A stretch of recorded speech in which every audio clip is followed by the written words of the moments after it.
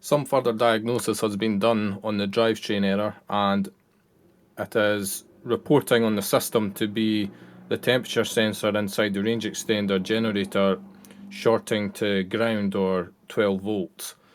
It was given a temperature reading when the car has been off like all night of 255 Celsius, so there's definitely a fault there.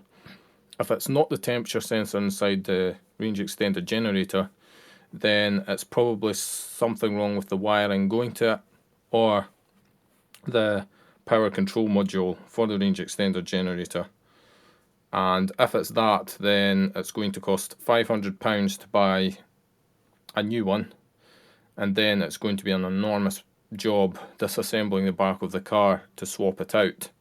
And as for programming in the new part, I might need an ICOM interface for that, and if so, I might be able to just get BMW to program the new part in, saving myself a huge amount of money. But assuming that it's the temperature sensor which is faulty, I've made up this. This is a 10 kilo ohm NTC temperature sensor, and I've just extended the wire on it. And what I'm going to do is just wire this in place of where the original sensor was, just put these wires in the plug, and then just wrap it up with insulating tape temporarily. This will be thermally glued to the range extender generator underneath somewhere, and if this does work, if it's a permanent fix and I'm getting no more errors to do with it, then what I'll do is sort of just make it neater and probably just cut the original connector off for the temperature sensor and then just use this one, and then that'll be it. But if this doesn't solve the problem, then I'm probably looking at replacing the power controller for the range extender, which, as I said, is going to be pretty expensive. Okay, so I'm underneath the car again, and now I'm beginning to suspect that the wiring is actually faulty, because with the temperature sensor disconnected, I'm getting 19.97 degrees Celsius on the reading. If I tug at the wire, nothing seems to really happen. I'll plug it back in again, see where it goes to. What's it back in again? 17.91. Unplug it again.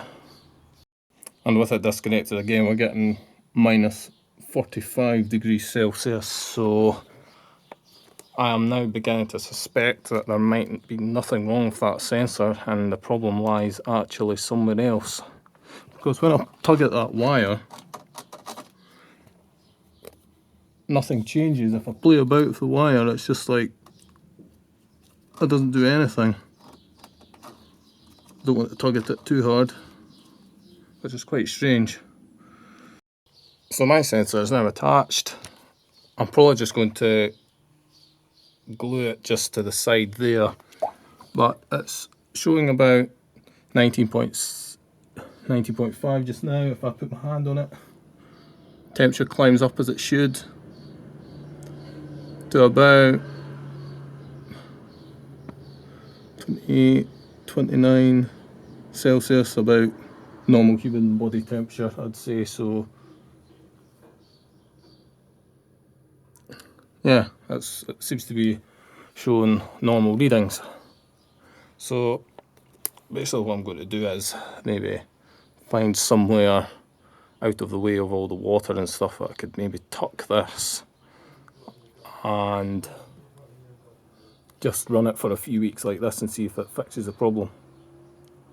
Well, that looks utterly horrendous, but it'll do just now. What I'm going to do is just tuck it underneath some sound shielding somewhere, preferably not actually on the engine itself, as that gets really hot. So I'm going to tuck it over to the side someplace else, and it seems to be giving fairly consistent readings. When I connect it to the sensor actually inside the unit itself, the readings tend to fluctuate just a little bit more. So maybe this will fix it, I don't know.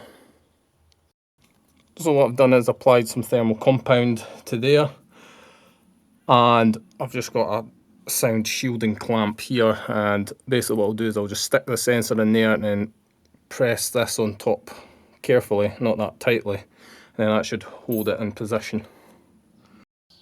And here is the sensor finally mounted. Still, the temperature on the screen here is fluctuating a little bit more than I'd like it to, so I'm not entirely confident that this is going to fix the problem, but I'll just have to give it a try. That's all I can do.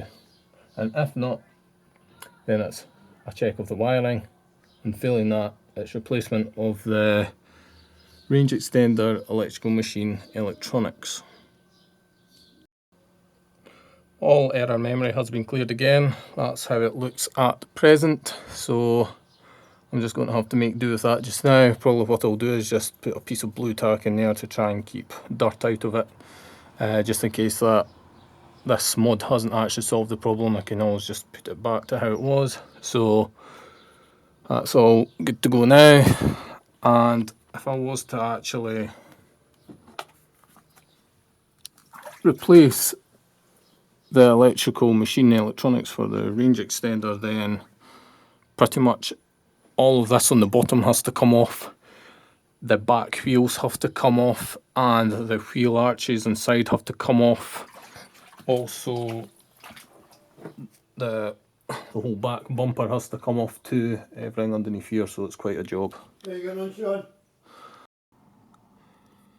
So I've done about 50 miles totally with the range extender, and I can say that it's fixed for now. The temperature sensor replacement has been successful. So what I'm going to do is order some nice waterproof connectors off eBay and tidy it all up and make it look nice and professional.